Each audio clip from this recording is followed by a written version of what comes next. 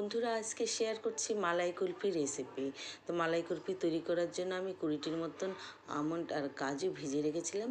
বড় চামচের 2 চামচ তাল মিশ্রি, 2 চামচ চিনি, 1/3 টিস্পুন এলাচ গুঁড়ো দিয়ে একটি মিশ্রণ তৈরি করে নিলাম। আর ছোটো ব্রেডের 6 পিস ব্রেড নিয়ে সাইড থেকে লাল অংশ কেটে বাদ দিয়ে কুচি করে ওই মিশ্রণের সঙ্গে দিয়ে মিক্সিতে দিয়ে 1.5 কাপের থেকে একটু কম ঠান্ডা করে রাখা জাল করে দুধ আর 1/2 কাপ হুইপ ক্রিম আর দিয়েছি 2 চামচ আমন্ড গুঁড়ো দিয়ে ভালো করে একটা পেস্ট তৈরি করে নিয়ে ছোটো ছোটো টিফিন বক্সে আমি মিশ্রণটি দিয়ে ওপর থেকে আমন্ড আর পেস্তা গুঁড়ো দিয়ে সাজিয়ে ডিপ ফ্রিজে ঢাকা দিয়ে রেখে দিলাম 4 ঘন্টা।